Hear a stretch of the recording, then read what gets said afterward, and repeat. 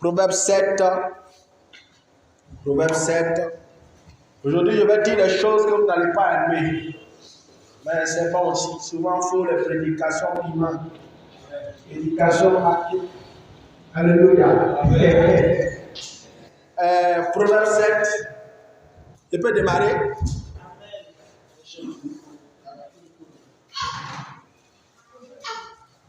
Alléluia.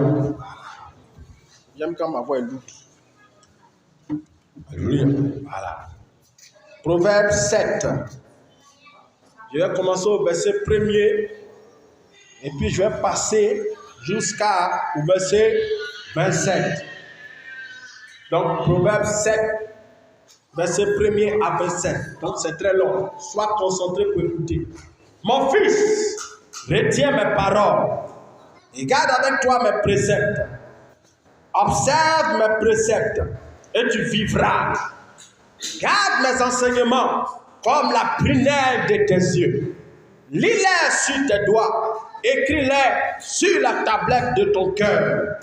Dis à la sagesse, tu es ma sœur, et appelle l'intelligence ton ami, pour qu'elle te préserve de la femme étrangère, de l'étranger qui emploie des paroles doucereuses. J'étais à la fenêtre de ma maison, et je regardais à travers mon treillis. J'aperçus parmi les stupides, je remarquais parmi les jeunes gens un garçon dépourvu de sens. Il passait dans la rue, près de l'angle où se tenait une de ces étrangères. Et il se dirigeait lentement du côté de sa demeure. C'était au crépuscule, pendant la soirée, au milieu de la nuit et de l'obscurité. Et voici, il fut abordé par une femme, ayant la musique prostituée et la ruse dans le cœur. Elle était bruyante et rétive. Ses pieds ne restaient point dans sa maison, tantôt dans la rue, tantôt sur les places. Et près de tous les angles, elle était aux aguets. Elle le saisit et l'embrassa, et d'un air effronté lui dit, je devais un sacrifice d'action de grâce. Aujourd'hui, j'ai accompli mes vœux. C'est pourquoi je suis sorti au-devant de toi pour te chercher, et je t'ai trouvé. J'ai orné mon lit de couverture, de tapis de fil d'Égypte. J'ai parfumé ma couche de myrrhe, d'aloès et de cinnamome. Viens, environnons-nous d'amour jusqu'au matin. Livrons-nous joyeusement à la volonté, car mon mari n'est pas à la maison. Il est parti pour un voyage lointain. Il a pris avec lui le sac de l'argent. Il ne reviendra pas à la maison, car il ne reviendra qu'à la nouvelle lune.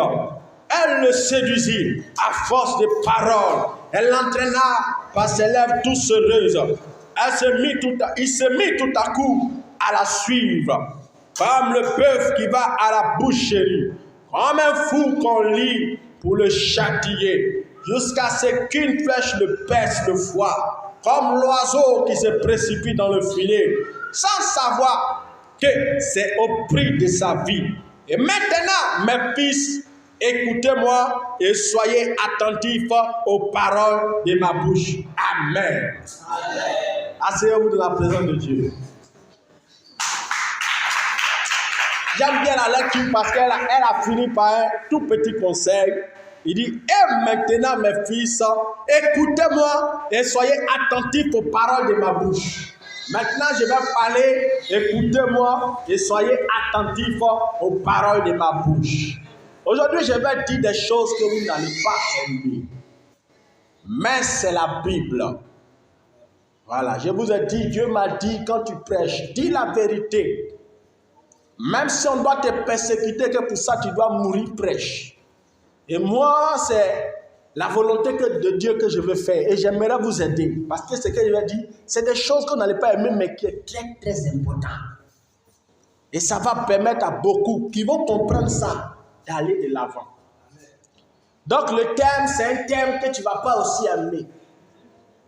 Le thème, c'est la sexualité et le spirituel. Ça, c'est quoi ça encore? Maintenant, il va nous parler de sexualité. Amen. Oui, c'est de ça que je veux parler ce matin.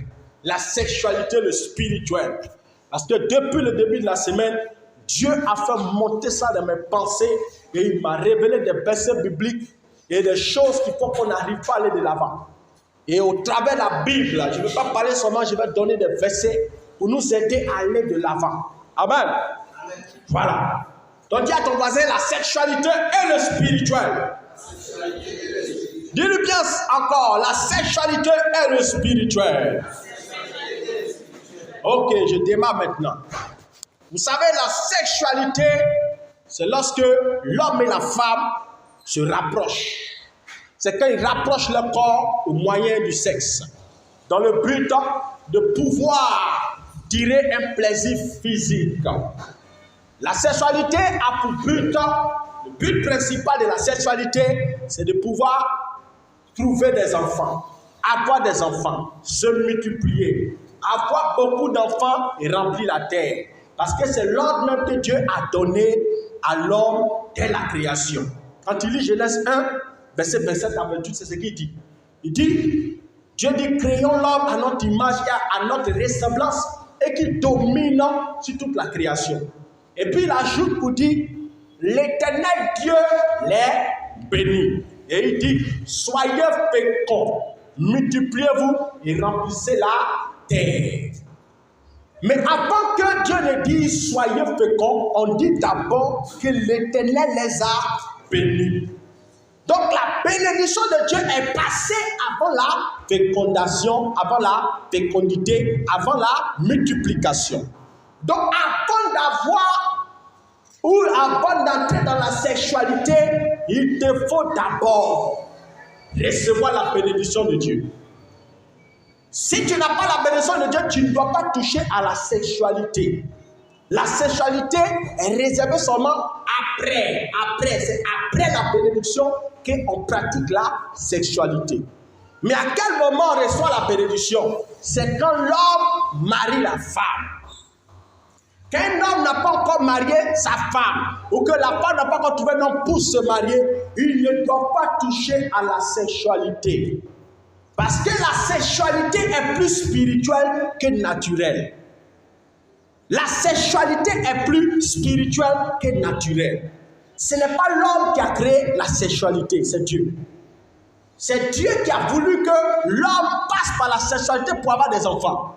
L'homme est venu trouver la sexualité. Adam a dormi, il s'est réveillé un matin, et il a vu qu'il y avait le truc devant lui. Donc ce n'est pas l'homme qui a créé la sexualité. Donc l'homme doit attendre la bénédiction avant la sexualité. Parce que la sexualité, j'ai dit et je répète, je vais dire ça durant tout le message, est spirituel plus que naturel. Les hommes veulent le plaisir qui est caché dans la sexualité. Mais il y a un danger derrière la sexualité. Lorsque la sexualité n'est pas conforme à la parole de Dieu, elle ne te profite pas comme il se doit, ça devient comme une malédiction dans ta vie. Dieu n'a pas créé ça seulement pour qu'on puisse prendre du plaisir. La première raison pour laquelle Dieu a créé ça, les appareils génitaux que tu as, c'est d'abord pour uriner. C'est la première raison pour laquelle Dieu crée d'abord ça. Ce que tu as, c'est pour uriner. La preuve, quand tu es encore un bébé qui ne connaît pas la sexualité, tu pisses seulement. Donc Dieu a créé ça pour pisser d'abord, pour uriner. Il n'a pas créé ça d'abord pour la sexualité. Donc, par ton appareil génital, tu as la capacité de dégager ton corps de l'impureté quand tu urines. Donc, tu dois attendre d'abord le mariage avant d'entrer dans la sexualité. Parce que c'est l'ordre que Dieu a donné. Quand tu lis Genèse 2, verset 24, il dit, l'homme va quitter son père, il va quitter sa mère pour s'attacher à sa femme. Et les deux deviendront quoi? Une seule chair. Il n'a pas dit que l'homme va quitter son père et sa mère pour aller louer maison, pour prendre une go pour vivre concubinage. Non. L'homme va quitter son père et sa mère dans le cadre du mariage. Donc lorsque tu quittes ton père et ta mère, que tu t'as loué ta maison, loue seulement ta maison. Mais ne touche pas à ça. C'est ça le problème. Les gens pensent que parce que ma maman sait que je sors avec le jeune frère, donc ça veut dire que c'est autorisé à ce qu'on parte ensemble. Non. C'est pas parce que tes parents savent que tu marches chez un frère, ils sont d'accord à la relation que tu vas aller ensemble. Non. Ça, c'est aller contre la parole de Dieu. Lorsque tes parents savent c'est bon, mais vous ne devez pas toucher à table. Pourquoi? Parce que ce ne sont pas vos parents qui ont créé ça. C'est Dieu qui a créé ça. Et Dieu a dit, il est béni avant de leur dire, soyez féconds. Maintenant, le problème, la question que je vais me poser, la question, est-ce que toi, tu as été béni? Est-ce que toi, tu as reçu la bénédiction du mariage? Est-ce que Dieu t'a dit, sois béni? Est-ce que le pasteur t'a dit, sois béni? Est-ce que tes parents ont reçu au moins la dot? Non. Pour ceux qui ont reçu déjà la dot, qui ont reçu le mariage, vous pouvez aller ensemble. Mais pour ceux qui n'ont pas encore fait la dot, qui n'ont pas encore fait le mariage civil, ce n'est pas la peine de toucher à ça. Quand vous faites ça, vous devenez des rebelles aux yeux de Dieu. Vous combattez Dieu, vous combattez sa parole parce que Dieu n'est pas dedans. Dieu les bénit avant de leur dire soyez féconds. Donc la maturité d'un véritable enfant de Dieu se révèle par sa capacité à se soumettre à ce que Dieu dit. Quand tu étais païen, c'est normal, tu ne connaissais pas la loi de Dieu. Donc il t'était permis de faire tout ce que tu veux. Mais maintenant que tu connais Jésus, tu dois te soumettre à ce que Jésus dit. Même si vous avez 3 enfants, 4 enfants, tu dois lui dire, aujourd'hui, le Seigneur s'est révélé à moi par sa parole. Et il a dit que ça, c'est un péché. Donc, je voudrais qu'on arrête ça. Va me doter. C'est ça. Quand tu ne le fais pas, que tu continues, c'est bon pour toi, mais c'est mauvais en même temps pour toi. C'est bon parce que tu vas pouvoir te satisfaire. C'est mauvais parce que tu vas vivre des répercussions spirituelles. Parce que le sexe est plus spirituel que naturel. On va entrer dans le message, je vais aller pas à pas. Lorsque tu lis par exemple d'abord Hébreux 13 verset 4, il dit que le mariage, Hébreux 13 verset 4, que le mariage soit honoré de tous. Et le lieu conjugal excepte de souillure, car Dieu jugera les impudiques et les adultères. Il dit que le mariage soit honoré de tous. Honoré veut dire respecter. Honoré veut dire prise en compte. Honoré veut dire qu'on doit prendre ça au sérieux. On doit considérer le mariage. Un homme qui ne se marie pas et qui a des rapports sexuels, la Bible dit qu'il jugera les impudiques. Lorsque tu as des rapports sexuels au de mariage, c'est ce qu'on appelle impudicité dans la Bible. Et ce qu'on appelle dans notre français dans la Bible, fornication. Toutes les fois dans la Bible, tu vas voir fornication, c'est ça. Toutes les fois, tu vas voir impudicité, c'est ça. C'est aller contre la loi de Dieu. C'est faire ce qui est mal aux yeux de Dieu. La Bible qui jugera quoi les impudiques.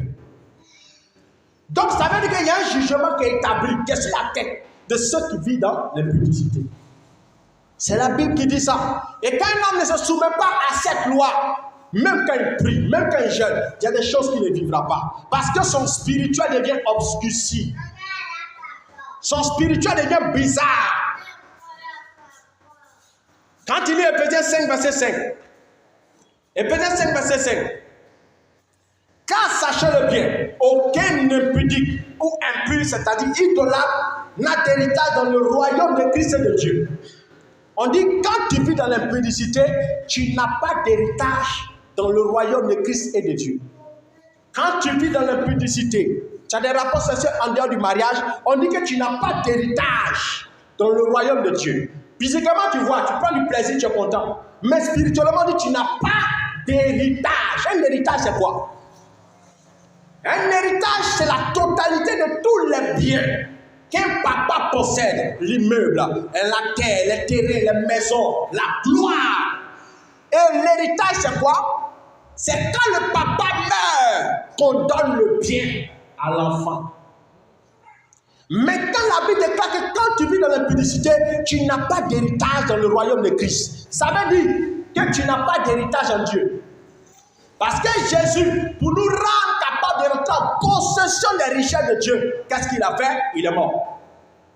Dieu n'aimait pas. Donc l'homme ne peut pas rentrer en possession de l'héritage de Dieu. Donc Dieu, qu'est-ce qu'il fait? Il vient sous une forme humaine et il meurt pour que maintenant l'homme qui entre en lui puisse avoir accès à son héritage. Donc lorsque toi tu vis dans l'impudicité, la Bible déclare que tu n'as pas d'héritage dans le royaume de Christ. Et l'héritage en Christ c'est quoi? Première des choses, domination. Quand Dieu finit de créer Adam et Ève, il dit, qui domine? Tu n'auras pas la domination. Tu n'auras pas la supériorité. Tu n'auras pas l'onction. Tu n'auras pas la puissance. Il y a des choses qui vont te manquer. Pourquoi? Tu n'as pas d'héritage dans le royaume de Christ. Tu es un enfant de Dieu, mais quand Dieu te regarde, tu n'as pas droit à l'héritage. Dans la famille que nous avons, si ton papa a beaucoup d'argent, parmi tous les enfants, quand on commence à donner le testament, il y a toujours le nom de un qui figure plus que tous les autres. Lui, on le trouve capable de pouvoir gérer tous les biens, c'est ça, non? Et on met son nom dessus. Même si on en a aussi aux autres, on met le nom de celui qu'on trouve capable de gérer tous les biens de la famille, puis on lui donne. C'est ça ou c'est vous? Et quand toi tu vis dans l'impudicité, Dieu ne se sent pas capable de te donner. Pourquoi? Il ne te sent pas toi-même capable de gérer ça. Donc il ne peut pas t'accorder les grâces. Il ne peut pas t'accorder des faveurs. Il y a des choses que tu ne vivras pas. Pourquoi? Tu n'as pas d'héritage dans le royaume de Christ. Et la suite du verset dit que personne ne vous séduise par de vains discours. Car c'est à cause de ces choses que la colère de Dieu vient sur le fils de la rébellion. On dit que personne ne te séduise. Vous dites, oh, pasteur là, mais prêche toi-même. Il dit quoi même? Les gens vivent dans ça, ici, on a vu ça ici. Il dit que personne ne te séduise. Parce que c'est à cause de ces choses-là que la colère de Dieu vient sur le fils de la rébellion. Donc tu es un fils, mais la Bible t'appelle fils rebelle. Donc un fils rebelle, la Bible déclare que la colère de Dieu demeure sur lui. Donc toi tu marches là, tu es dedans là. En réalité, Dieu est fâché contre toi. Dieu n'est pas content de toi. Il est en colère contre toi. C'est pourquoi souvent il science. Quand le pasteur prie un peu pour toi, il science. Le pasteur intercède dans le secret. Aie pitié des enfants, Seigneur. Pardonne leur iniquité. Il regarde ça, ça l'apaise. Parce que la Bible déclare en Job 34 là-bas, 33, Job 33. Il dit là-bas que si je trouve un ange parmi les 1000 qui intercède pour l'âme, je pardonne. Donc en réalité, Dieu est en colère contre tous ceux qui vivent dans l'impudicité. Parce qu'un impudique à l'église qui a des rapports sexuels en dehors du mariage, il n'a aucune différence avec une prostituée. Tu peux voir une prostituée dehors qui l'insulte. Ah, c'est une prostituée. Ah, c'est une prostituée. Quand Dieu vous regarde, vous deux vous êtes pareils. Même si toi tu vis en concubinage, que toi tu es fidèle à ton homme, lui aussi il est fidèle à toi, vous deux là, Dieu peut vous regarder vous voir comme des prostituées. C'est écrit sur vos fronts, impudicité. Il regarde dans son fichier, ton nom est écrit là-bas, elle m'a accepté. Mais quand il y a sur ton front, impudicité. La Bible t'appelle enfant rebelle. C'est des choses, mes amis, on doit arrêter. C'est des messages que les gens n'aiment pas, mais c'est la clé dans la vie de Dieu. Il n'y a pas de délivrance sans sanctification. Il n'y a pas de succès sans sanctification. Tu vis en concubinage, non? Oui. Regarde, un païen qui fait les affaires, souvent qu'est-ce qui arrive?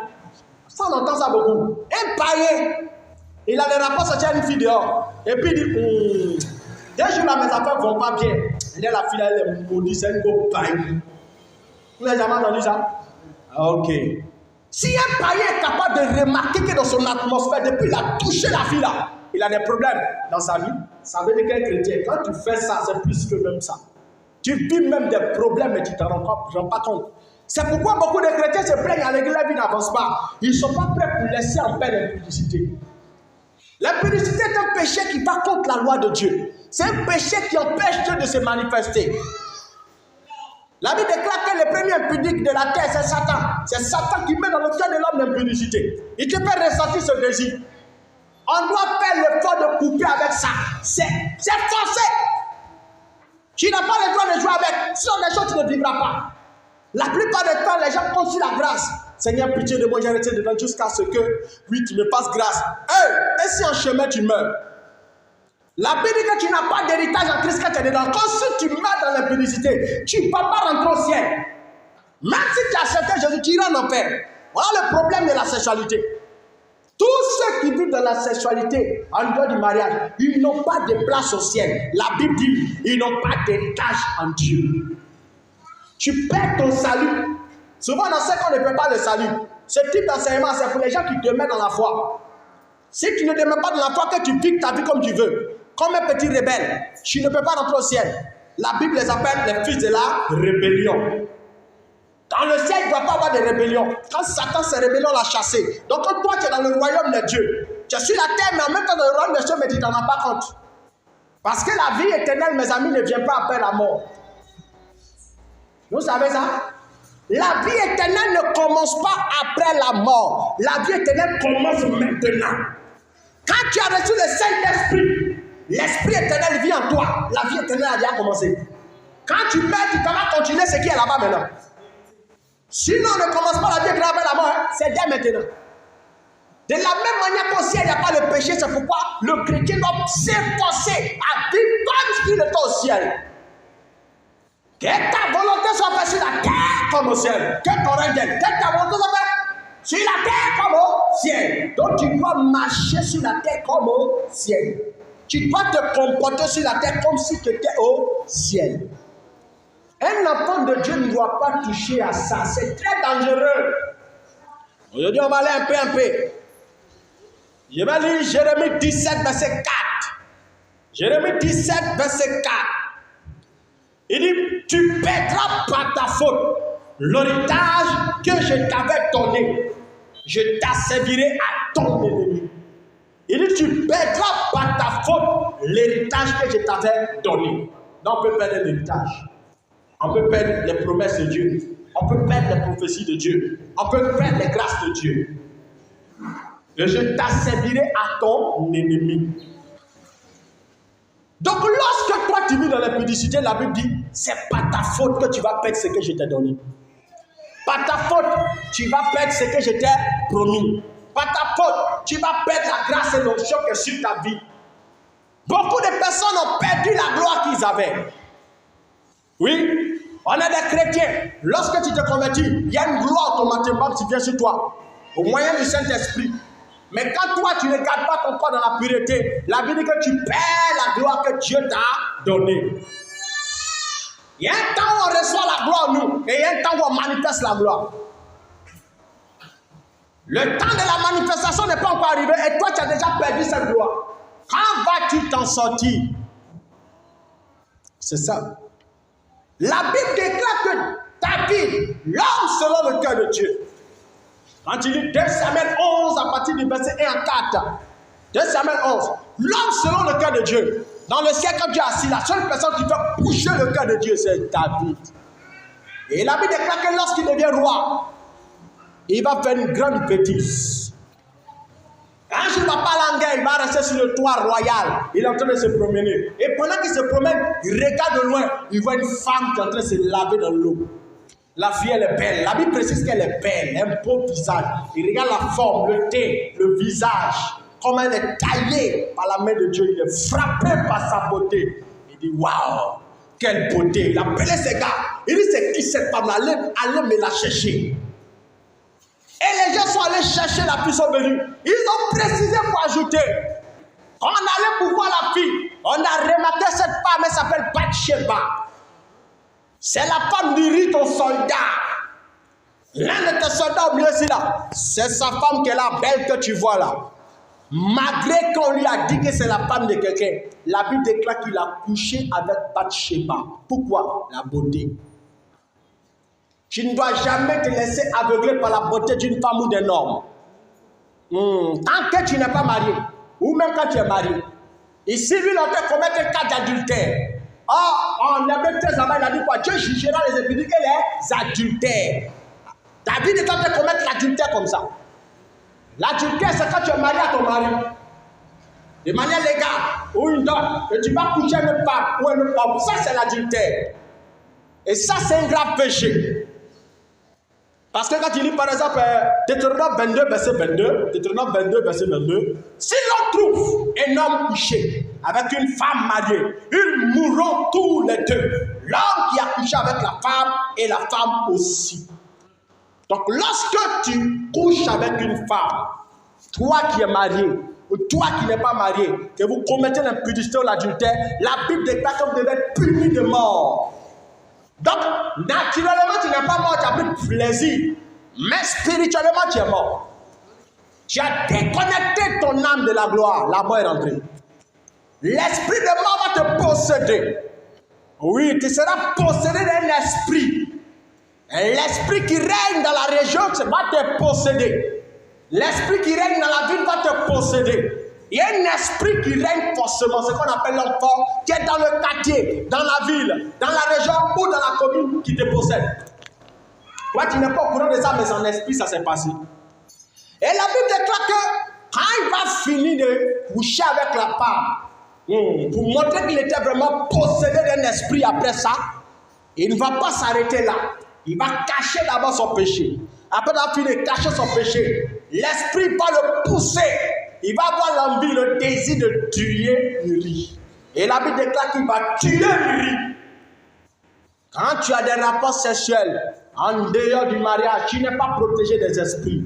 Les esprits viennent dans ta vie, commencent à contrôler ta vie. Ils commencent à te donner de mauvaises décisions, de mauvaises directions. Ils te donnent même un mauvais caractère. Regardez les jeunes filles, elles sont encore des enfants. Elles sont encore douces, bien, elles causent bien.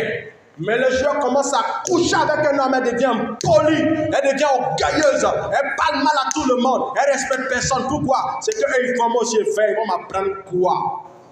L'esprit de la région possède la personne automatiquement. Il influence son caractère. La personne devient orgueilleuse, ne coûte plus personne. Alors laissez-moi vivre ma vie, il y a quoi? C'est quoi? Alléluia! C'est ce qui arrive. Un esprit vient t'habiter. Et l'esprit commence à t'influencer, change ton caractère. Il influence tes décisions, même tes choix. Comme un homme selon le cœur de Dieu, qui connaît la parole, peut se retrouver de tuer un soldat à cause de sa propre femme.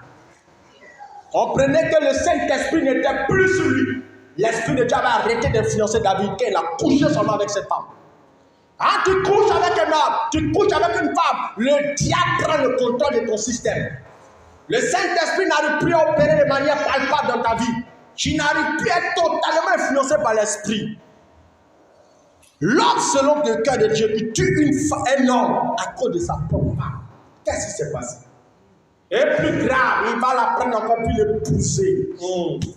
David, c'est un champion. Il tue les messieurs, il pousse la fille. Donc il allait prendre la gomme. Et la Bible dit que cela déplut à l'Éternel. Dieu n'a pas aimé. Les conséquences de la sexualité sont dramatiques, terribles, dangereux. Mais les gens jouent avec. Conséquence de Samuel 12, verset 15. La femme avec qui il a eu les rapports sexuels est tombée enceinte. Quand elle est tombée enceinte, Dieu dit, je vais tuer l'enfant. Quand tu commets l'impudicité spirituelle, il y a des lois qui s'appliquent sur ta vie. Dieu n'est plus à toi. Parce que la Bible déclare que celui qui commet l'impudicité doit être puni quoi? De mort. Donc la mort rentre dans la famille. La Bible déclare que l'enfant fut dangereusement malade. C'est comme ça c'est écrit dans la Bible. On dit il fut dangereusement malade. Et David s'est mis à jeûner et prier pour que Dieu guérisse l'enfant. La Bible dit malgré les jeûnes et les prières, l'enfant est mort. Quand tu vis dans l'impudicité, malgré tes jeûnes et tes prières, il y a des choses que tu perdras. L'enfant est le symbole de la gloire, des affaires, des projets, de tout ce que tu veux de glorieux dans la vie. Tu vas commencer à perdre en puissance, en grâce. Il a perdu son enfant qui est né. Parce que la femme est tombée enceinte, elle a couché, elle a couché. Mais l'enfant est mort. Quand tu vis dans l'impudicité, la mort devient ton partage. La mort devient ton ami. Tu te promènes avec un esprit de mort, tu ne sais pas. Tout ce que tu touches, toi, c'est gâte. Ta vie échoue. Ton foyer devient bizarre. 2 Samuel 13 encore. La Bible déclare que le fils de David, Amnon, il va commettre encore une bêtise. Puisque le papa allait commettre l'adultère, l'esprit est rentré dans la famille, mon frère. Il va commencer son travail. Son propre fils qu'il a mis au monde. Il va voir sa propre soeur, puis tombe fan de sa soeur. Il a le désir d'aller à sa soeur coucher. Dans les familles, on ne voit pas ça. Chez nous, les familles, on appelle ça plop-plop. Plop-plop. Oui, c'est ça. Des cousins qui se voient et puis couchent un peu. Il y a la fille qui est influencée, Isabelle, sa cousine, sa soeur, Isabelle, et puis ils se pointent dans le doigt. Jusqu'à ce qu'on les attrape. Quand le père commence à commettre l'impudicité, la famille va commencer à être influencée. Quand le père commence à à commettre l'adultère, la famille va commencer à être influencée. Toute la maison sera contrôlée par un esprit. Pourquoi? Il est rentré par la porte de la famille. Le chef de la famille, le papa, est la porte de la famille.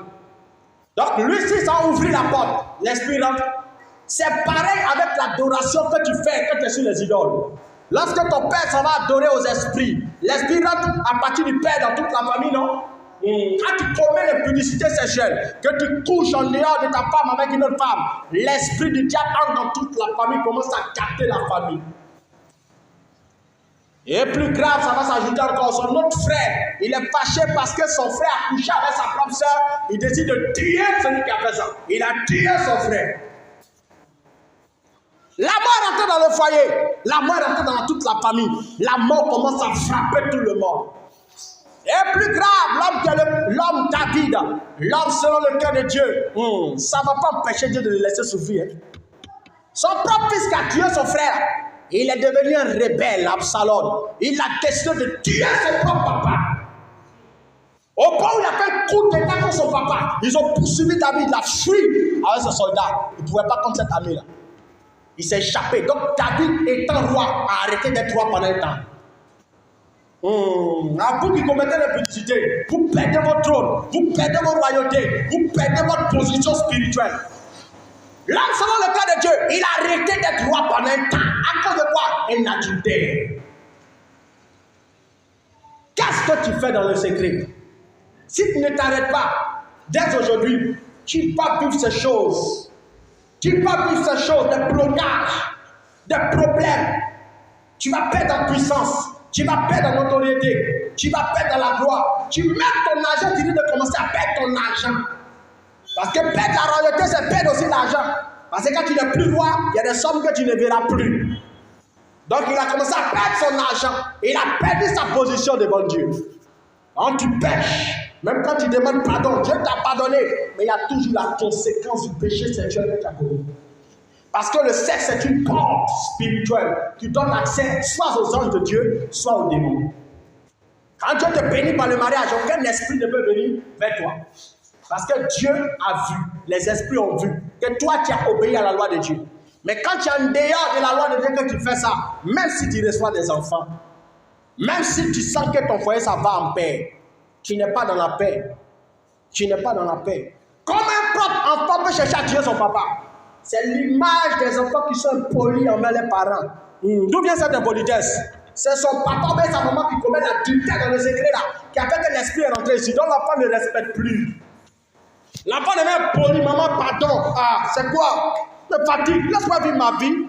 Parle mal à tout le monde dans la maison. Un enfant qui a été mis au monde par sa mère, par son père. Les parents sont incapables de le contrôler. Pourquoi? Les parents vivent dans l'adultère. L'esprit que tu allais chercher va détruire la maison. Tant que la personne ne va pas accepter lui-même le Seigneur, tu mens. On va ça là, tu vas sentir ça dans le foyer. Des enfants rebelles et désinvoltes, qui parlent mal à leurs parents, ne respectent pas les parents. On se plaint que les enfants sont impolis. Qu'est-ce qu'on fait dans le secret? Qu'est-ce qu'on fait dans le secret? David commet l'adultère, ses enfants deviennent rebelles. Avant l'adultère, les enfants étaient comme ça? Non, on ne parle pas de ça. Mais si on commence à nous présenter ce genre de cas, c'est pour nous dire que le péché du sexe, ça change les choses. Ça change l'environnement. Ça change l'atmosphère. Frère, marchons dans la sainteté. La sainteté est très importante. Les chrétiens jouent avec. C'est un dangereux péché. Quand il y a un Corinthien là-bas 6, il dit que l'homme commet des péchés, mais le péché du corps, c'est très dangereux. Il peut t'arriver de pécher quand tu parles. Demande pardon à Dieu. Il peut t'arriver de pécher. Tous les péchés sont conséquents, mais le sexe, c'est très dangereux. Une porte très large qui envoie les esprits. Parce que lorsque tu commets la sexualité en dehors du mariage, mon ami, tu es en train d'adorer Satan sans le savoir. Tu te soumets aux esprits qui règnent dans le quartier. Tu te soumets. C'est pourquoi lorsque le diable fait tomber une église, il ne se fatigue pas. Il n'a pas besoin de jeûner prier. Il envoie la fille du quartier. Il envoie la fille de la région. Il envoie une sœur dans l'église. Et la sœur commence à toucher tous les hommes. jusqu'à toucher souvent même le pasteur. Une fois le pasteur touché, toute l'église commence l'impudicité. Ah oui. Le diable décrit une église ne se fatigue pas. C'est le leader qui l'attaque. Il attaque comment? Avec une puissante sirène. Une très belle femme. Souvent même ça vient, c'est une femme même qui vient, qui n'a pas l'argent, elle est très belle physiquement. Tu peux dire, oh moi il ne fait rien ça. Moi je fais pas ça, il y a les quartiers ma gloire pour ça. Et au prochain tour, il envoie une femme qui a 4-4, un peu de millions. Il dit, oh, moi je n'ai pas gâté mon onction pour ça. Et puis après, il t'envoie une go qui est dans l'état. Elle là, en un clin d'œil, tu peux avoir un grand temple de près de 4 hectares. Elle vient te propose beaucoup d'argent, beaucoup de millions. Oh oui, c'est pourquoi vous voyez beaucoup les hommes de Dieu tombent. Vous pensez d'accord de quoi? Les femmes qui viennent ont beaucoup de richesses. Et puis qu'elles ne sont pas poches. Des hommes de Dieu, des frères en Christ, des sœurs dans le Seigneur, qui devaient être des porteurs de gloire demain, sont allés enterrer la gloire qu'ils avaient dans les pieds des femmes, dans les cuisses des femmes. Ah oui, lorsque tu fais ça, tu te vides de la gloire qui est en toi. Soyons sanctifiés, frères et sœurs. Abandonnons ce péché, c'est très grave. Très grave. Les gens jouent avec. 1 Corinthiens 6, verset 16. Ne savez-vous pas que celui qui s'attache à la prostituée est un seul corps avec elle, car il est dit, les deux deviendront une seule chair. On dit celui qui s'attache à la prostituée devient une seule chair avec la prostituée. Une prostituée transporte quoi? Des démons. Derrière chaque femme ou derrière chaque homme que tu vois, qui n'est pas ton mari, il y a un esprit qui est caché, qui attend. Il attend seulement que tu partes à lui. Une fois tu vas, on dit devient une seule chair avec lui. Donc tous les esprits qui sont dans la personne entrent en toi. Tous les démons qui sont dans la vie de cette personne influencent automatiquement toute ta vie. Les esprits de famille qui régnaient chez elle rentrent en toi. Si dans cette famille il y avait la mort, tu rencontres la mort. Il y avait la misère, tu rencontres la misère. Il y avait l'échec, tu rencontres l'échec. Pourquoi? Vous êtes devenus une seule âme. Par le sexe, on devient une seule âme avec quelqu'un. Apprenons à nous sanctifier. Beaucoup de destinées sont détruites. Pas parce qu'on ne prie pas parce qu'on ne gêne pas parce qu'on ne fait pas d'offrande, mais simplement parce qu'on aime le sexe plus que Dieu. Regardez un homme comme Samson, en Juge 16. La Bible déclare que Samson partit. Il partit et il trouva une femme. Il partit pour Gaza et il vit une femme prostituée. Et il rentra chez elle. Comment? Samson, porteur du salut d'Israël. Samson, choisi par Dieu pour manifester l'onction, la puissance de Dieu, délivrer le peuple d'Israël. Se retrouve en train de sortir avec une prostituée. La Bible déclare que Samson, il avait la puissance du Saint-Esprit. Il têtait des poteaux. Il se bat contre 1000 personnes, il frappe tous les 1000 personnes. Symbole d'un homme qui combat. Et quand il combat, il a la victoire sur les démons. Samson, il attrape le lion, il déchire. Donc un esprit même, un esprit supérieur, d'une grade supérieure, l'esprit n'a rien contre lui. Il frappe toujours les démons. Mais on dit cependant, Samson, il voit une prostituée, il rentre chez une prostituée. Et il couche avec la prostituée. Et c'est ce qui se passe aujourd'hui. Nous sommes des petits Samson aux yeux de Dieu. Parce que Samson veut dire petit soleil. Oh, Dieu est appelé le soleil de justice. Donc nous sommes des petits soleils. Nous transportons la gloire de Dieu sur la terre. Mais voici que nous, en tant que des Samson, on ne sait pas se retenir. On sort avec les frères en Christ. On sort avec les sœurs en Christ. Nous nous bouffons comme les poissons qui sont dans la mer. Les poissons se mangent entre eux dans la mer. Ainsi, nous, chrétiens, nous, on se bouffons nous par la sexualité. Et la Bible déclare que Samson, il aimait beaucoup les femmes philistines. Il interdit dans la loi de Dieu de marier une go païenne. Mais lui, c'est les go païennes qu'il aimait. Il était toujours chez les Philistins. Oh, il devait tuer les Philistins. Il est né pour tuer les Philistins. Mon frère, tu es né pour tuer les Philistins. Tu es né pour détruire les esprits. Tu es né pour détruire la sorcellerie. Mais tu fais quoi dans les camps? Tu fais quoi dans le camp des sorciers? Quand toi tu couches avec une femme, tu te comportes comme un petit sorcier qui est en train de se combattre lui-même. Oui. Et Samson va aller de femme en femme jusqu'à ce qu'il va tomber sur Dalila. Vous savez, lorsque tu commences à pécher sexuellement, tu commences à perdre Dieu. Tu commences à perdre Dieu. Quand tu vis dans l'impudicité, tu commences à perdre Dieu. La Bible déclare que Dieu s'est retiré de Samson, mais il ne s'est pas rendu compte. C'est dans la Bible. On dit Dieu s'est retiré de Samson, mais il ne s'est pas rendu compte. Pourquoi? Il vivait dans l'impudicité. Dalila est venu à couteau à cause d'impudicité. Ils l'ont drogué tellement. Il a fini par révéler son secret. Ils ont coupé ses cheveux. Les cheveux qui sont le symbole de sa gloire, de son autorité, sa puissance, sa domination. Ce qui faisait qu'en tout Israël, il était le champion d'Israël. Dans le royaume de Dieu, tu es un champion. Mais la Bible déclare que lorsqu'il s'est collé à Dalila, Dalila a coupé ses cheveux. Mon frère Samson, lorsque tu commences à beaucoup aimer l'impudicité, il faut savoir que les chefs et les princes des Philistins cherchent à te couper tes cheveux. Ils cherchent à te retirer la gloire. Ils cherchent à te retirer la puissance que tu as.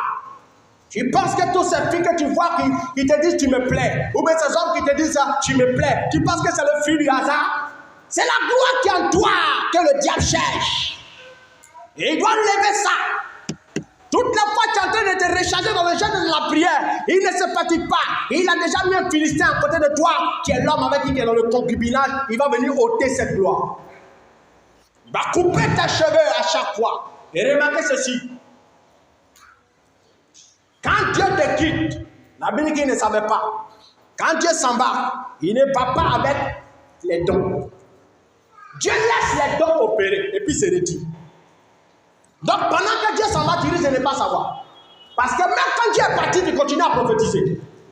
Tu continues à dormir, tu as des rêves. Ça, c'est le don.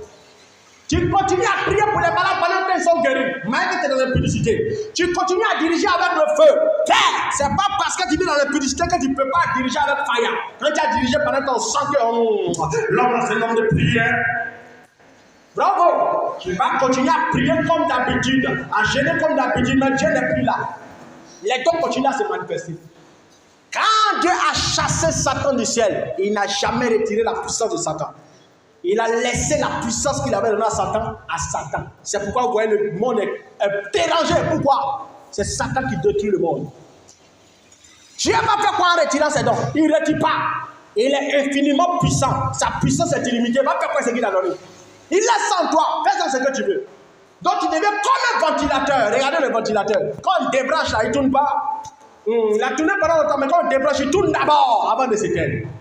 Donc pendant un temps, tes dons vont continuer à se manifester. Tu vas prier, tu vas vivre des résultats. Mais bientôt, sache que tu mourras. Quand la publicité règne dans ta vie, la mort va venir bientôt. Ça va te prendre. Pourquoi? Samson ici, il ne s'est pas rendu compte que Dieu était parti. Les esprits ont fini par le prendre. Les Philistins l'ont pris, ils ont cassé ses yeux. Il a perdu Dieu.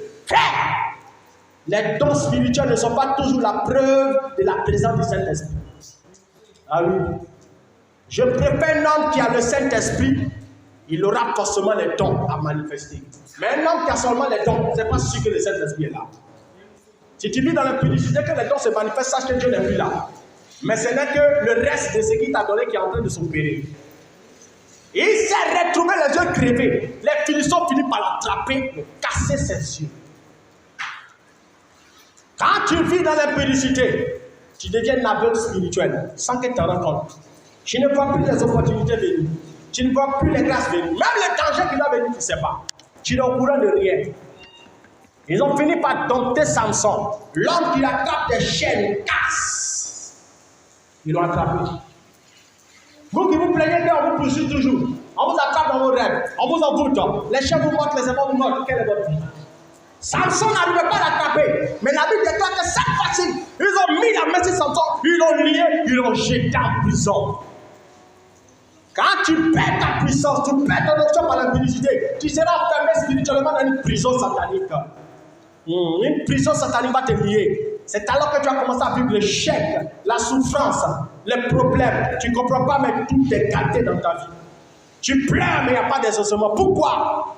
Ce qui doit te lever a été pris.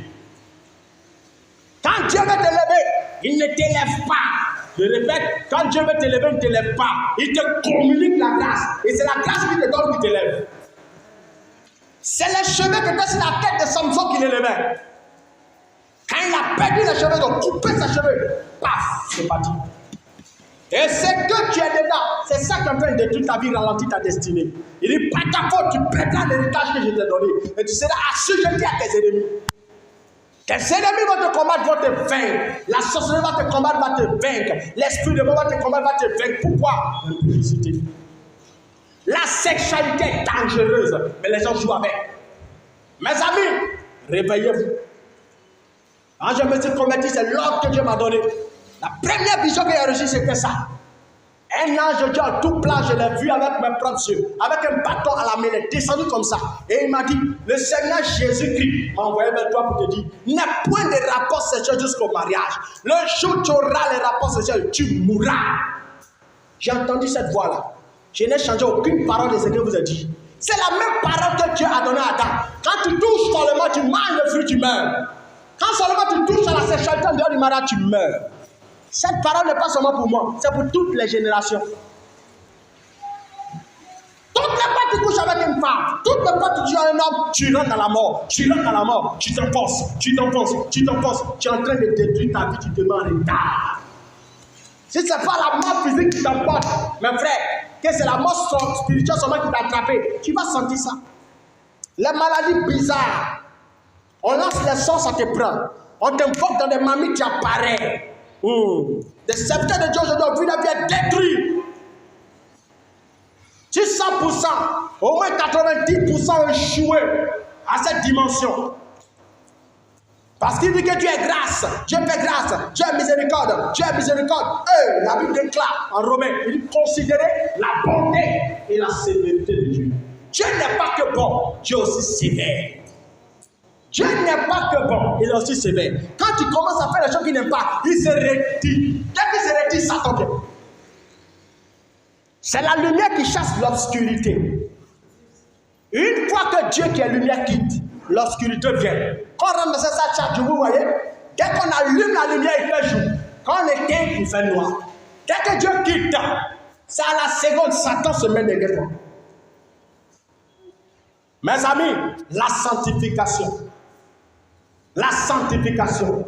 Un message que les gens ont peur de prêcher de nos jours. Que les gens n'aiment pas révéler aux gens. Frère, offrande pas offrande, je prêche la parole. Mes amis, prêchons la vérité. Soyez dans la sainteté si vous voulez avoir la victoire sur les démons. Je le dis chaque jour à qui veut l'entendre. Il n'y a pas de combat spirituel sans sanctification. Tu fais des combats spirituels sans sanctification, tu es vaincu d'avance sans que tu t'en rendes compte. Soyons dans la crainte de Dieu.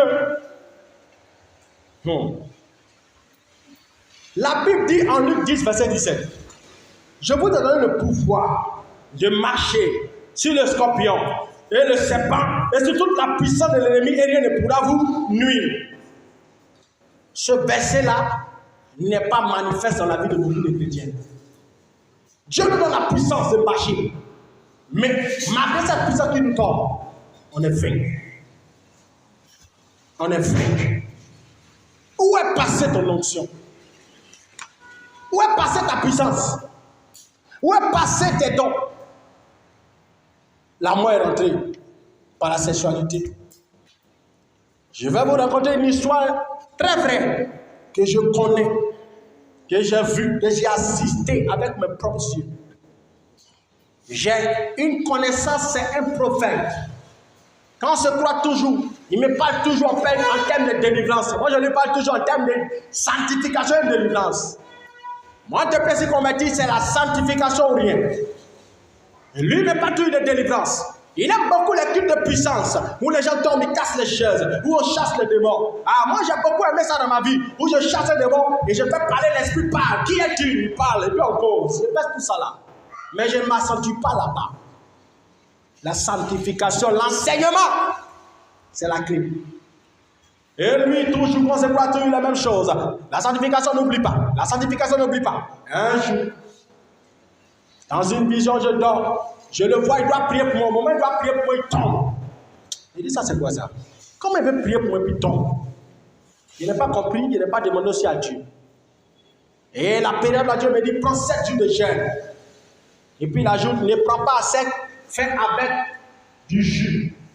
Dieu merci, il y avait jus de passion chez moi. J'ai pris jus de passion avec bissap. C'est ça que j'ai pu faire pendant mes 7 jours en train de prier. Pendant ce temps, mon ami prophète est en train de mourir. Je ne sais pas.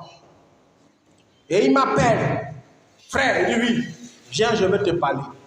Il est couché dans un hôpital là-bas en train de mourir. Il dit, mais à quoi tu es couché? C'est toi qui es un bulldozer, l'homme de fire. Comment un homme de fire peut être dans l'hôpital comme ça? C'est pas normal. Toi aussi, c'est quoi ça? Faut pas en partir. Il dit, non, attends, je vais te parler. Il dit, tu me vois KO la nuit, aujourd'hui, là, il te donne raison. Il dit, ah bon? Il dit, mais il y a quoi? J'ai pensé à tout sauf à ça. Ce frère prophète-là a commis l'impudicité avec une sœur dans le secret. Et il commettait l'impudicité, hein, mes amis. Dans le secret, pourquoi? Le don continue à se manifester. Il est prophète, il voit, il entend, il chante. Pendant que je parle, l'esprit me montre, je sens, je vois. Quand il a pris de commettre l'impudicité, il sait qu'il a commis l'impudicité. Au lieu de quitter la chair pendant un temps, s'est caché dans le secret, trouver un moyen pour fuir. Pour aller chercher Dieu, se repentir dans les gens de la prière. On a invité d'un programme, il est parti. Et arrivé là-bas, Dieu se manifeste. Comme je vous ai dit, les dons continuent à se manifester. Il voit, il entend, il parle, il prophétise. Regarde-moi, chagade-moi. Tu l'as fait ça. Et il dit, mon frère, pendant que j'étais à la chair, je souffrais. Il dit pourquoi? Il dit, les flèches venaient de partout. Ça me pénètre comme ça. Mais comme je suis à la chair, je ne peux pas arrêter, je suis obligé de continuer. Donc Dieu que son bouclier, sa protection n'était plus là. Mais les dons continuaient d'agir. Et son âme était à terre. Il se retrouve à l'hôpital couché. Et on retrouve du pus dans son corps. Ou rien comme ça. Il y a un pus qui apparaît dans son corps. Ne jouez pas avec le péché, c'est très dangereux. Surtout les serviteurs de Dieu, c'est très dangereux. Et il me confesse maintenant qu'il a commis l'impudicité. C'est à cause de ça qu'il a dit, prie pour moi, c'est pourquoi il t'a appelé. Il t'a scandalisé. Je lui ai posé les mains, je priais pour lui avec la rage. Pendant qu'il priait par la grâce de Dieu, il a commencé à avoir envie de vomir. Donc les choses qui sont rentrées en lui ont commencé à sortir. On avait une délégation de prière de jeunes, gloire à Dieu, partait de l'homme de Dieu, bombardait. Et ça sortait au fur et à mesure. Même mes amis, quand je suis rentré chez moi, j'ai commencé à prier. Dieu m'a donné des visions sur lui. Et dans la vision, qu'est-ce que je vois? La Bible déclare qu'on était sur verset 5 de lire. Lorsqu'un homme couche avec une femme, devient une seule chair. Et je vois mon ami, il est devant moi, assis par terre. Et il est en train de se confesser un pasteur, mais je n'entends rien. Et le pasteur doit faire sa délivrance. Et comme je n'entends rien, je cherche à me rapprocher pour voir. Pendant que je le regarde, je vois en bas de ses pieds, c'est du poisson. Au lieu que ça doit être un homme, je vois un poisson en bas. Je n'ai pas compris la vision. Je dis, Seigneur, ça veut dire quoi? Comment il va avoir un poisson en bas de lui? Et Dieu encore me donne une autre vision. Dans la vision, je ne suis pas en train de m'expliquer réellement tout ce qui s'est passé pour qu'il atteigne ce niveau. Il avait une copine dans le secret.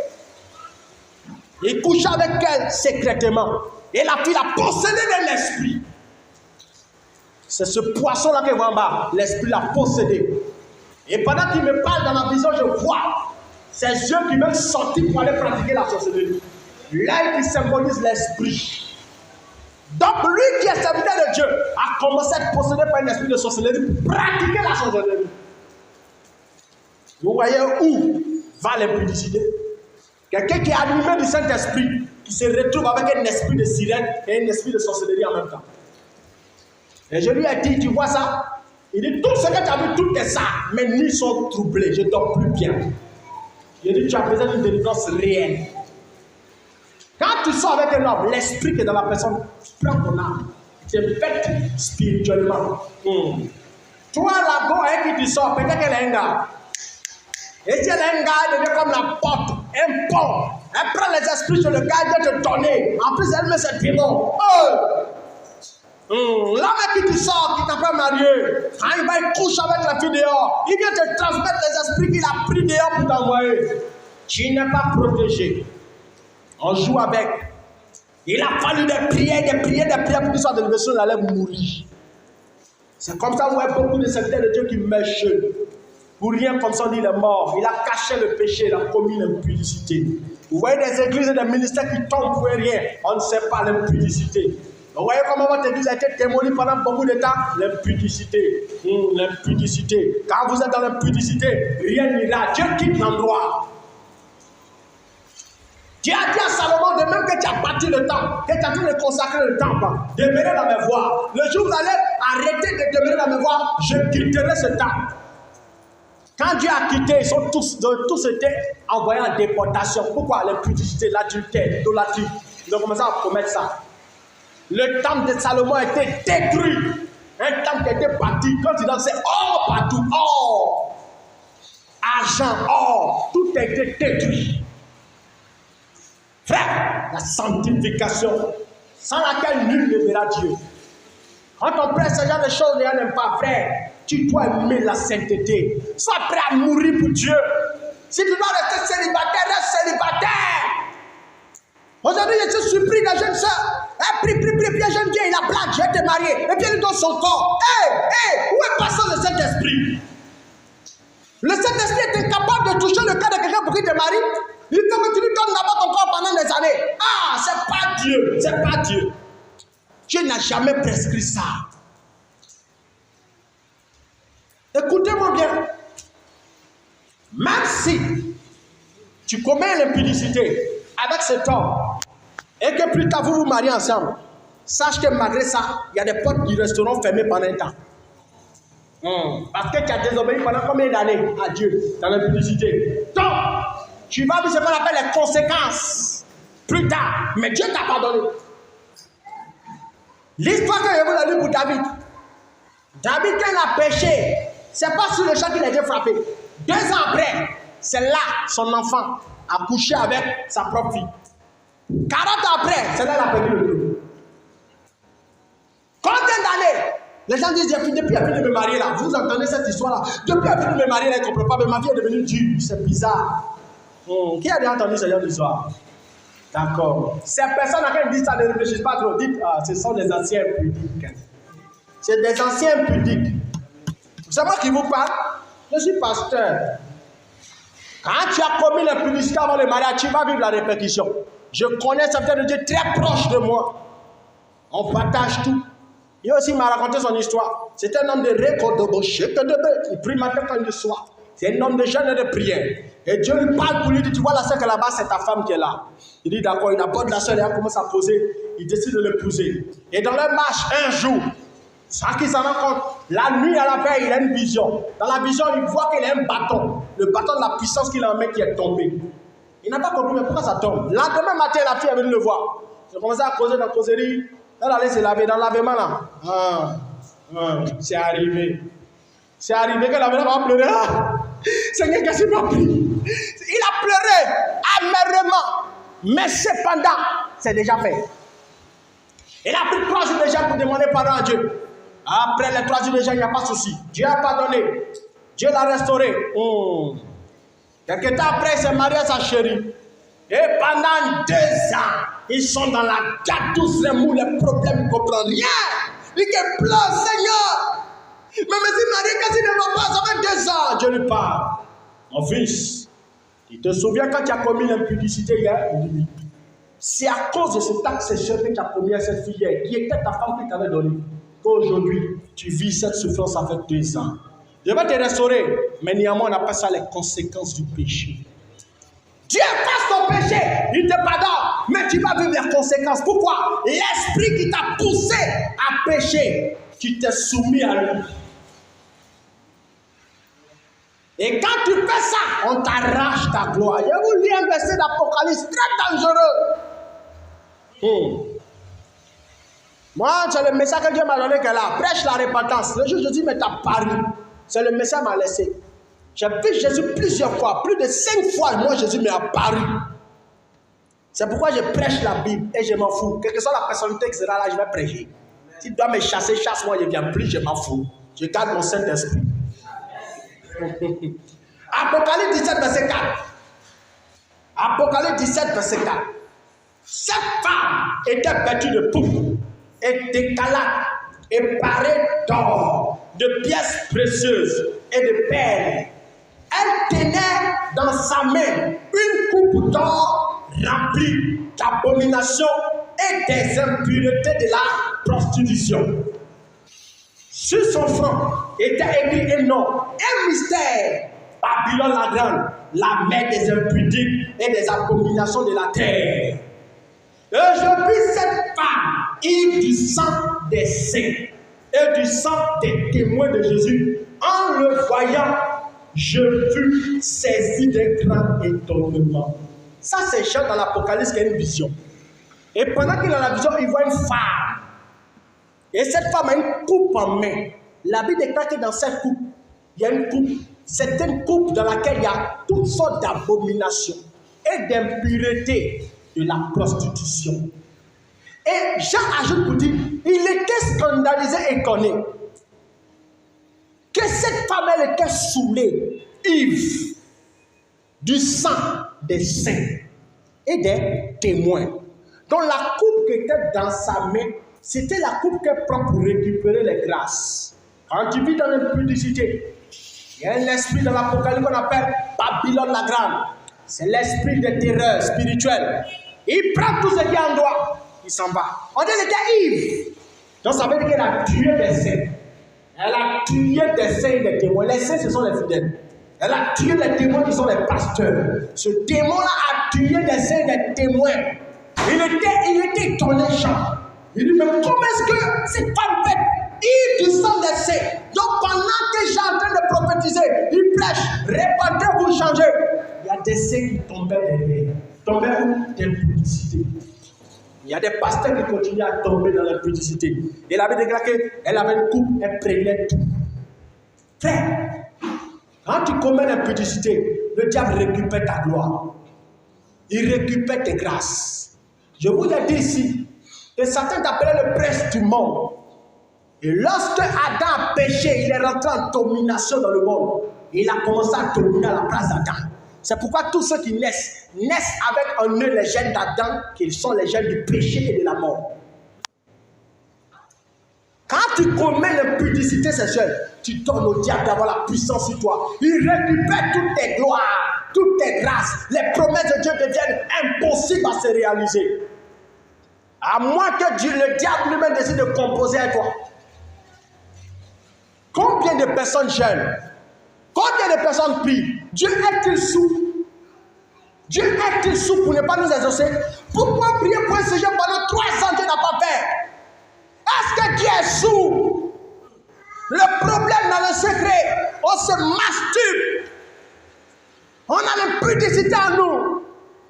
Et si tu sais quand tu commences à traverser des moments difficiles, un frère t'aborde, il te propose de te donner seulement 50 000. Tu vends toute ta gloire pour 50 000. Au nom d'une promesse de mariage, tu vends toute la gloire. Il te promet qu'il va te marier. C'est mieux, une prostituée est mieux que toi. Une prostituée est mieux que toi. La prostituée, c'est pas la paix. Fin du mois, elle aura au moins $1000, 1000 euros, 1 million. Toi, tu te prostitues pour rien. Parce qu'aux yeux de Dieu, tu es une prostituée. Mais une prostituée qui vient de 4 nuits avec un seul homme. Et tout ce que tu as en toi, tu paies. Je te donne, tu paies. Je te donne, tu paies. Je te donne, tu paies. Dieu peut faire quoi pour toi? La sanctification obligatoire. La sanctification obligatoire, mes amis, ce n'est pas de l'amusement. Que tu aies un enfant ou pas, Dieu s'en fout. Tu dois te soumettre à sa parole. Que tes parents le connaissent ou pas, Dieu s'en fout. Moi, le jour où j'ai commencé à marcher, ma femme, Dieu m'a donné une vision comme ça. Je vois le Seigneur, il me parle. Et puis il dit, regarde, il ne faut pas faire bisous ici. Eh, mon Dieu me parle comme ça. Il ne faut pas faire bisous ici. Il ne faut pas toucher là-bas. Fais bisous ici, sur la joue. Mais ne touche pas là. Fais ici sur le front. Mais ne touche pas la bouche. Et ne touche pas le truc, le. Dieu m'a dit ça clair.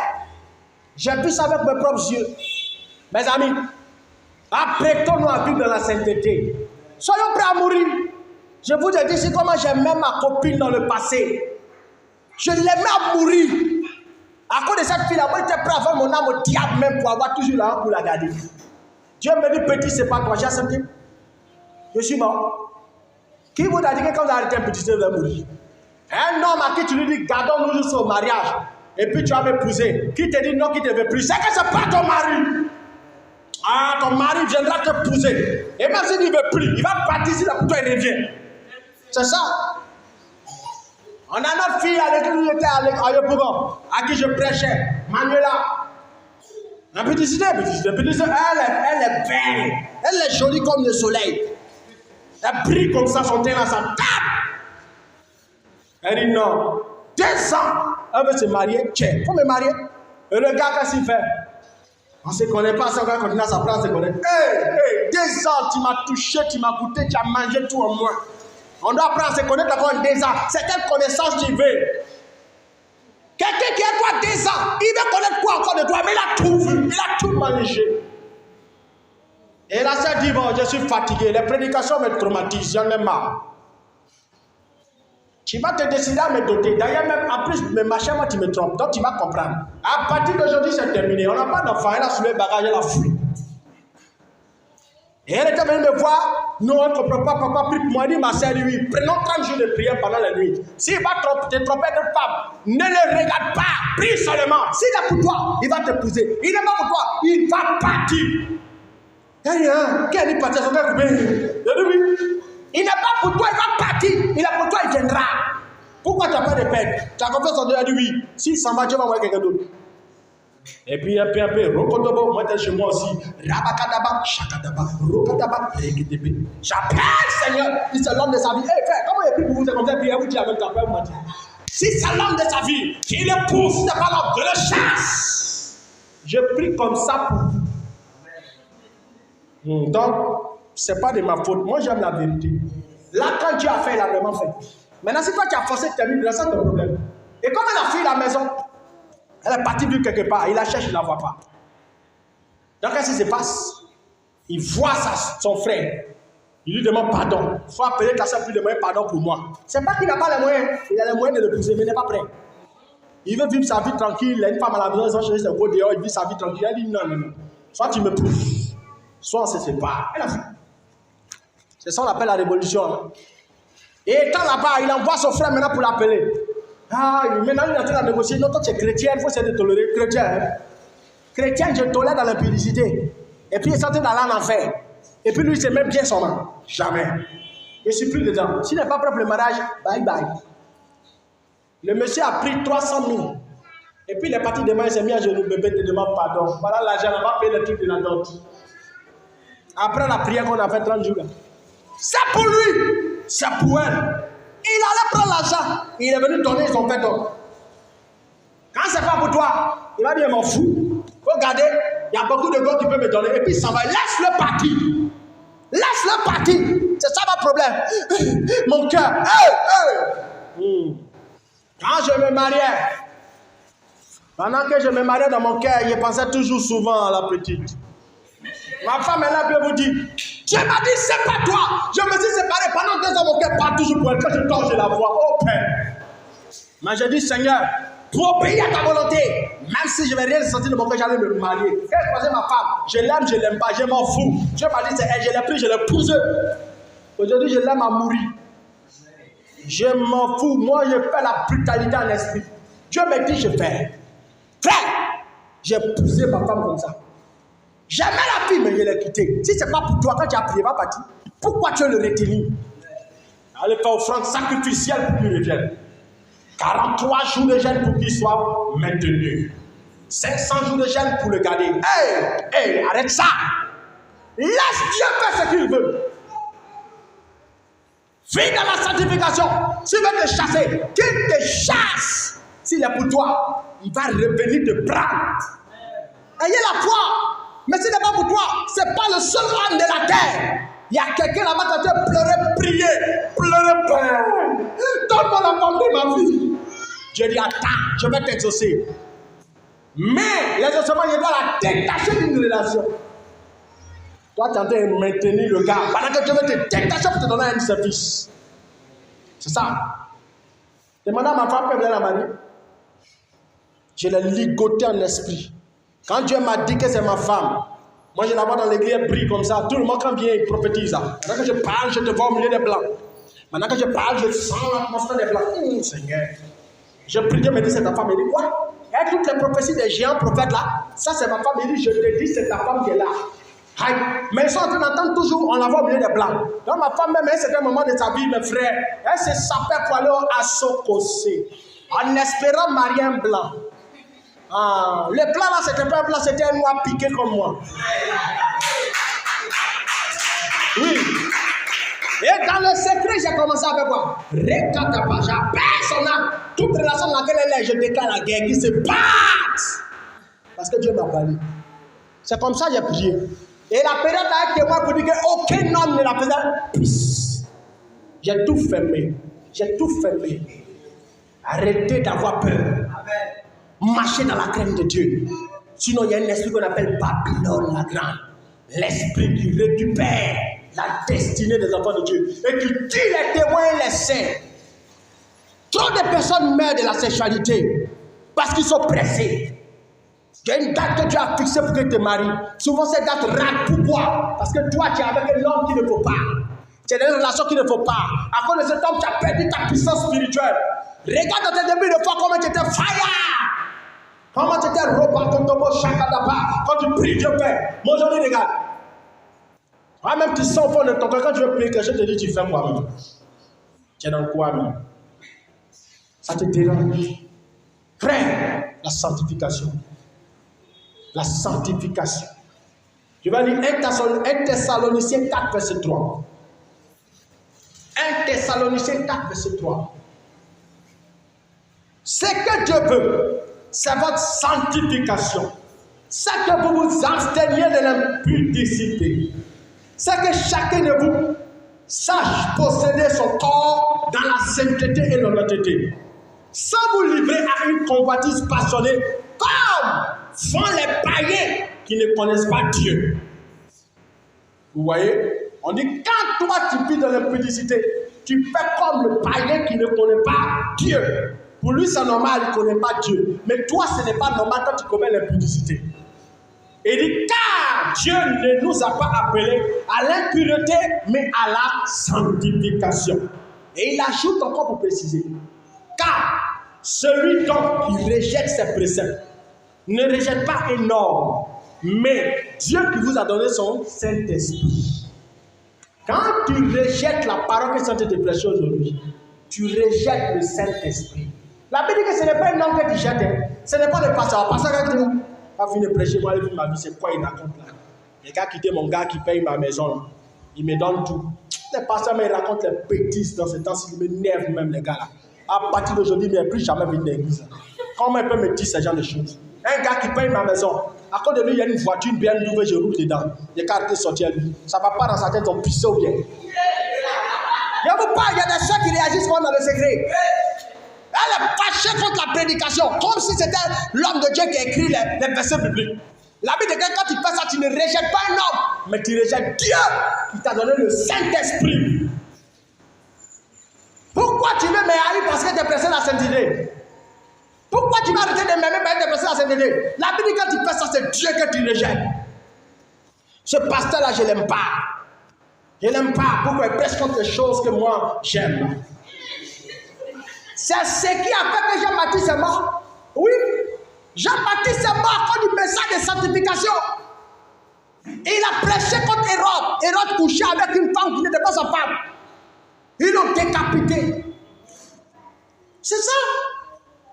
Donc de tels pasteurs, on ne les aime pas. Frère, la Bible dit que tu dois garder ton corps dans la sanctification. Quand tu refuses ça, tu rejettes le Saint-Esprit qui doit bénir tes noms grands. L'Esprit de Dieu est un Saint-Esprit, tu dois être saint comme lui. Soyez prêts après le prix de la sanctification, sans laquelle tu ne verras pas la gloire de Dieu. Tu vas vivre une gloire diluée. Tu devais vivre peut-être 70 ans sur la terre. Tu casses tes années de vie sur terre. Dans le verset qu'on a lu, la Bible dit que l'insensé qui est en train de commettre l'impudicité de cette femme, on dit il s'est mis tout à coup à la suivre. Verset 22, Proverbe 7, verset 22. Comme le bœuf qui va à la boucherie, comme un fou qu'on lit pour le châtier, jusqu'à ce qu'une flèche lui pèse le foie. Et il ne sait pas que c'est au prix de sa vie. Donc quand tu t'en vas sortir les prostituées, ou bien tu sors une soeur en Christ, donc tu sors la soeur en Christ, vous commettez l'impudicité dans l'église, on dit c'est au prix de ta vie. C'est pas parce qu'elle est sainte, qu'elle prie en langue, qu'elle a le Saint-Esprit, donc si vous sortez ensemble, vous allez vous partager le Saint-Esprit par le sexe, c'est faux. Il y a des pasteurs qui ont couché les filles comme ça. Tu vois l'onction que je transporte? Tu vois la puissance que je transforme? Je vais t'impacter. Rejoins-moi dans le pilot. Cette prière que je dois faire pour toi est une prière spéciale. Je ne peux pas le faire ici, je dois le faire dans le secret. Je vais t'impacter. Tu vas recevoir la portion de l'esprit qui est sur moi. Et si tu veux, je t'en communiquerai la double. Ah, il va te donner la double portion de l'esprit. Mais pour te donner la double, frère, c'est l'autre côté, il va le foudroyer. Je vous parle des histoires vraies. J'ai été dans une église comme ça, dans ma jeunesse de foi. Moi, j'aimais Dieu. Je connais l'homme de Dieu. Frère, je ne dirai pas son nom. Cet homme de Dieu, là, son église a commencé à casser à cause de ça. Il a commencé à coucher certaines filles au nom de l'impactation. On impacte seulement la main. La Bible dit que vous poserez la main. Souvent, on déclare seulement la personne impactée. Mais toi, tu impactes la sexualité. Tu es un démon fils du diable. C'est ça. Tout pasteur qui impacte les gens, le sexe, c'est un péché, un puni, un mythologue condamné pour l'enfer. Arrêtons cette vie-là. C'est ça. On dit c'est au prix de sa vie qu'il est en train de commettre l'impudicité, mais il ne sait pas. Tu perds tes années de vie avec le temps. Tu mets jeune. Si tu devais recevoir dans ta destinée 100 millions, c'est cassé. C'est 3 millions seulement tu as. Toute ta vie. Tu es dans la galère. C'est les miettes, tu vis des miettes. C'est ça. Ça tue ta gloire. La terre que tu sors a des esprits. Donc les esprits qui sont en elle rentrent dans ta vie, t'impactent. Ce qui est dans sa famille règne en toi. Tu es soumis maintenant au Dieu qui était en elle. Rien ne décollera. Il va prier, ça ne va pas. On doit se sanctifier. On doit vraiment passer par le moyen de la repentance vraie. La repentance, ce n'est pas demander pardon. La repentance, c'est changer de voie. Maintenant, je vais toucher le dernier point. Quand tu veux te marier, il ne faut pas marier païen.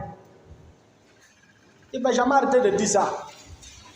Vous qui avez déjà marié païen, priez pour qu'il soit converti. Mais toi qui n'es pas encore marié, ne marie pas un païen. Même si vous avez un enfant. Je vais prier pour le convertir. Dans combien de temps? Tu vas t'exaucer, hein? Mais quand?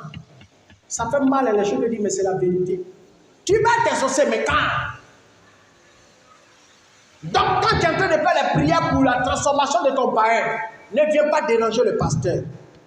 Parce que tu vas beaucoup pleurer dans la prière.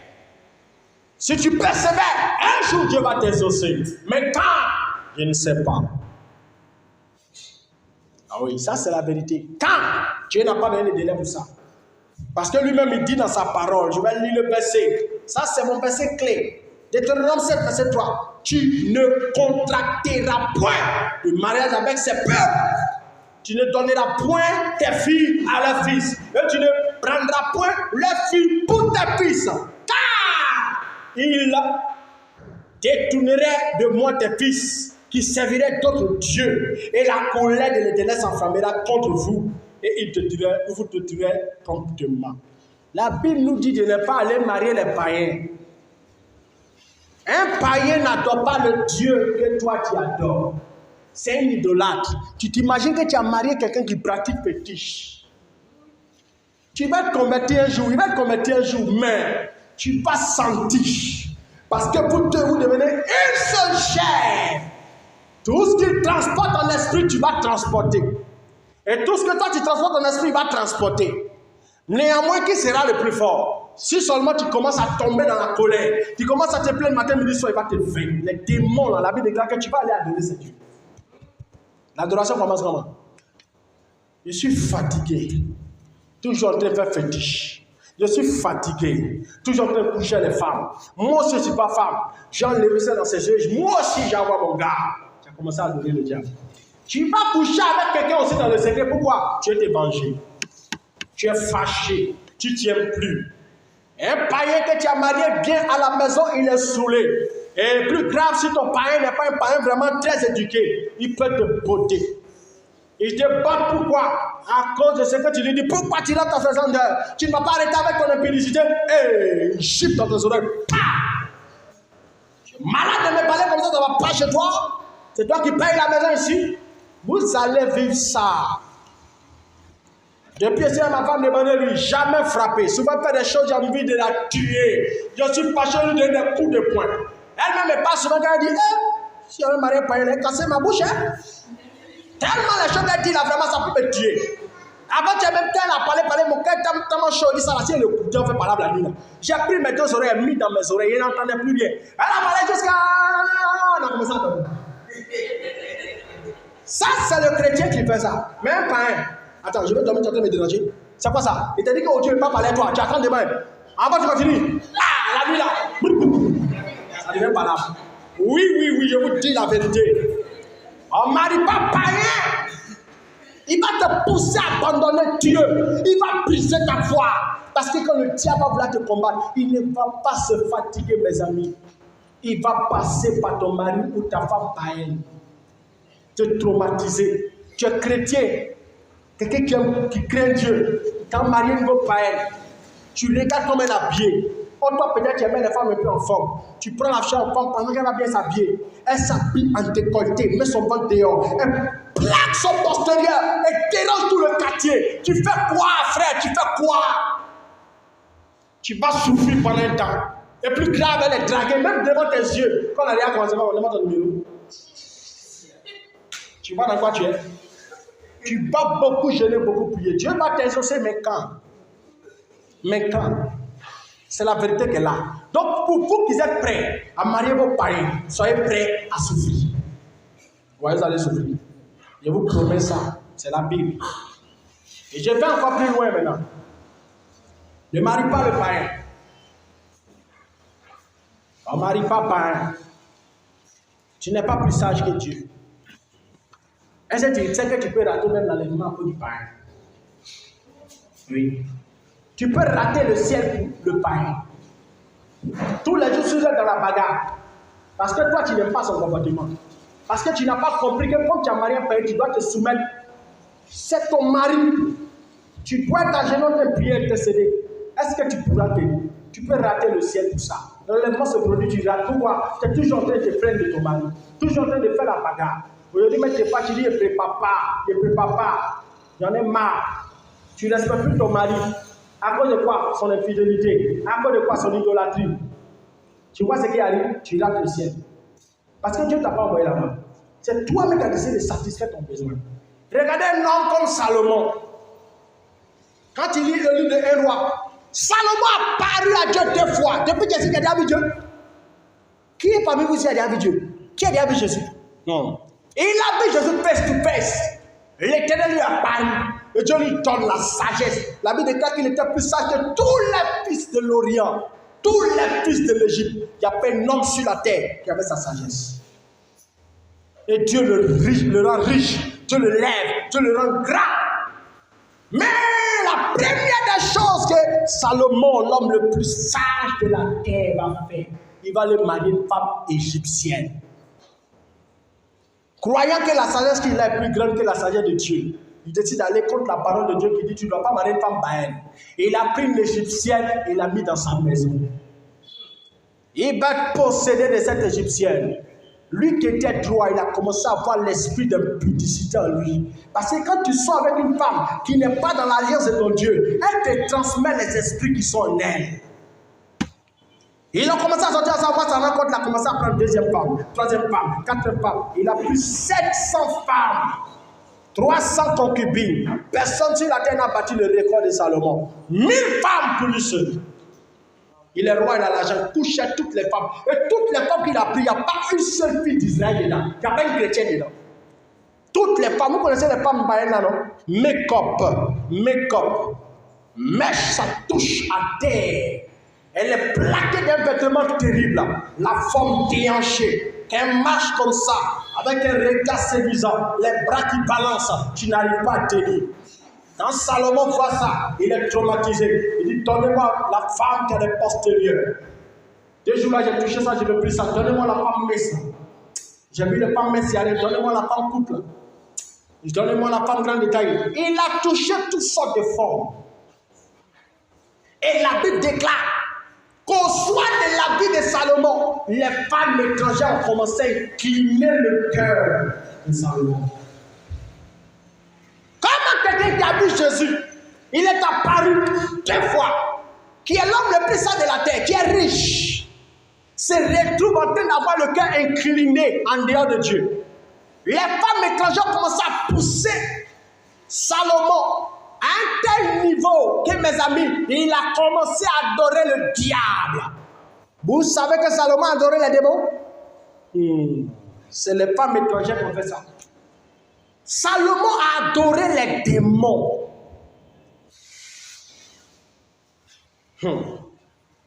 On dit 1 Roi 11, verset 5. 1 Roi 7, 1 Roi 5, 1 Roi 11, verset 7. Salomon bâtit sur la montagne qui est en face de Jérusalem un haut lieu pour Kémosh, l'abomination des Moab, et pour Moloch. Alors, je vais vous expliquer comment le peuple Moab est apparu ici. Pour ceux qui étaient là pour ce jour-là, l'enseignement, ils sont nés entre papa et puis enfant. Ils couchent ensemble et puis le peuple est né. Il a commencé à adorer et à bâtir des hôtels au dieu Moloch, au dieu de Moab, l'abomination des fils d'Ammon. On dit, il fit aussi ainsi pour toutes les femmes étrangères qui ont fait des parfums et des sacrifices à leurs dieux. Donc, tous les 1000 femmes, il a pris là. Il a bâti pour chacune un hôtel à un dieu. Ah, le dieu Moloch, là, c'est un dieu. Lui, là, c'est les sacrifices humains. Donc, Salomon a donné en sacrifice des hommes. Il est devenu diabolique à la fin de sa vie. Il a commencé à adorer les démons. Frère, on ne marie pas païen. Un païen est un sorcier. Quelqu'un qui s'en fait fétiche, c'est un sorcier. Et si tu t'amuses à ne pas prier pour chercher ton mari dans la prière, que tu maries quelqu'un comme ça au hasard, que tu tombes sur une sorcière, tu vas voir ta vie être détruite. Tu imagines ta mariée sorcière. La Bible déclare que les deux deviennent une seule chair. Dans la sorcellerie qui entoure en elle, va commencer à t'influencer. Tu vas comprendre que tu es serviteur de Dieu, mais tu commences à devenir orgueilleux. Alors l'orgueil va commencer à t'animer. Pourquoi? Tu as le Saint-Esprit, oui, elle a l'esprit de sorcellerie. Elle n'est pas prête à changer. Tu as regardé à sa forme pour la marier. Elle va t'influencer en esprit. Sur le grand Salomon et toute sa sagesse a commencé à adorer le diable. Et toi, tu n'es pas le plus sage de ton temps. Lui, le plus sage de son temps, il adore le diable. Un serviteur de Dieu qui marie une sorcière, il est en danger. Il risque de commencer à faire des prières pour tuer ses fils spirituels. Parce qu'un vrai chrétien, quand il rentre dans l'église, la première des choses que Dieu lui montre, il lui montre toujours le leader, sa femme. Regarde la femme qui est à côté de cet homme. C'est une sorcière. Regarde, c'est une sorcière, c'est elle. Mais quand on a Seigneur, on voit le réveil. Tous les démons tombent, les esprits partent. Je ouvre tes yeux. La personne qui bloque le réveil dans l'église, la voici, la femme du pasteur. Ah! Tu ne peux pas dire ça à quelqu'un. Tu ne peux pas prophétiser ça au prophète. Tu ne peux rien dire. C'est dans le secret, tu pries. Tu fais quoi? Tu quittes l'église ou tu laisses. Ah, mon pasteur a marié une sorcière. Et mon pasteur est le prophète en plus une fois. Mais comment c'est fait qu'il a marié une sorcière? Voilà la souffrance. Et l'homme de Dieu peut commencer à t'influencer maintenant, comme Salomon a été influencé. Comme toi, tu es fidèle, tu peux commencer à t'influencer maintenant par ta sorcière. Et chaque jour, tu donnes des mauvais conseils. Avant de te donner le conseil, elle a dit à travailler ton âme dans le spirituel. Elle vient te parler tout ce qu'elle te dit de faire. Tu casses l'église, tu chasses les gens. Tu prends des jeunes même pour maudire certains de tes fidèles. Je vais leur montrer que moi j'ai l'onction. Ils ont aucun problème, je ne les parle, n'écoute pas. Tu maudis ta fils, il est détruit. Frère, la sorcière que tu épouses va t'influencer. Le sorcier que tu épouses va t'influencer. C'est pourquoi avant de se marier, on ne joue pas avec la prière. Ma femme que vous voyez là, pour qu'elle épouse, non. C'est des moments de jeûne et prière. Je jeûnais, je priais terriblement. Quand tu as me demandé, tu as pensé que de chercher l'argent. Jamais. Pourquoi? J'avais compris ça. Depuis le début de ma foi, ton ministère peut être influencé par une mauvaise femme que tu as épousée. À vous qui n'êtes pas encore mariés, écoutez bien ce message et attachez-vous à ça. Tu n'as pas compris. On va se revoir dans 10 ans. Tu vas pleurer. Tu vas pleurer. Les amis, avant de vous marier, priez. Ne mariez pas n'importe qui. Demain, si on me dit ma femme est sorcière, il n'y a pas croire. Il est trop scanné. Avant de la marier, j'ai scanné. Et puis les filles venaient me rencontrer. Quand elles me rencontrent, je prie. Dieu me parle. C'est là, on va l'expliquer dans sa vie. C'est là, et Seigneur, si tu m'as laissé marier sorcière, ça sera de ta faute. Donc j'ai pris mon temps. Prenez votre temps. Vous êtes pressés au bateau. Les gens font la course pour se marier. Salomon a eu le cœur détourné. Tu craignais Dieu plus que Salomon? Quelqu'un que Dieu lui apparaît. Donc une sorcière, un sorcier peut te faire dévier de la voie de Dieu dans le futur. Si la personne n'est pas transformée, soumettez-vous à Dieu. Quand vous ne vous soumettez pas à Dieu, vous perdez vos gloires, vous perdez vos grâces, vous perdez votre temps de domination. Vous vous faites influencer par les esprits. Et les esprits qui doivent régner dans le quartier régneront sur vous. Parce que vous n'êtes pas digne d'être un enfant de Dieu et vous n'avez pas d'héritage en Christ. Votre héritage est bafoué, volé par cet esprit qu'on a vu ici. La grande Babylone, Babylone la grande. Vivez dans la crainte de Dieu. Si pour ça, ça va vous envoyer des problèmes, acceptez. Acceptez. Quand je me suis converti, j'ai accepté de perdre tout. Moi, j'étais un ancien brouteur. Hein? Ancien brouteur, j'ai pas au Burkina, j'ai beaucoup de millions. Quand je me convertis, le temps que Dieu m'apparaît, j'ai fait don de tous mes millions. Moi que tu vois là, j'étais millionnaire. Comment tu peux petit pour avoir l'argent, tu rencontres Jésus, tu abandonnes tout, tu es bête. Garde ton argent, continue ta vie. Ce n'est pas 10 millions. Hein. Au-delà, j'ai tout abandonné. Tu me vois là, je m'en fous. Je ne prêche pas pour ça. Je m'en fous. Tu me donnes, je prends. Tu ne me donnes pas, je m'en fous. Je ne vais jamais servir Dieu pour l'argent. Depuis que je suis chrétien, l'argent que moi j'ai bouffé, en tant que brouteur, Dieu ne m'a pas encore donné ça. Et c'est à la chaîne que vous dites ça. Et puis je n'ai pas honte de le dire, mais je sers Dieu dans la vérité. Si Dieu veut qu'il me bénisse, qu'il veut ne me bénisse pas, je m'en fous. Autant marquer fera ce qu'il a fait. Soyez des gens qui sont prêts à mourir pour Dieu. La mort ou Dieu. Ne soyez pas clopés. Pourquoi aujourd'hui il n'y a pas de vrai réveil? C'est ça, le péché. On n'a pas l'esprit de sacrifice. Toi-même, quand tu regardes ta manière de chanter, tu sens que tu parles au-delà. Tu sens que quand tu chantes, la puissance va tomber dans la salle. Mais rien. Frère, revoyons-nous. Craignons Dieu. Et Dieu va réellement nous élever. Au nom de Jésus. Amen.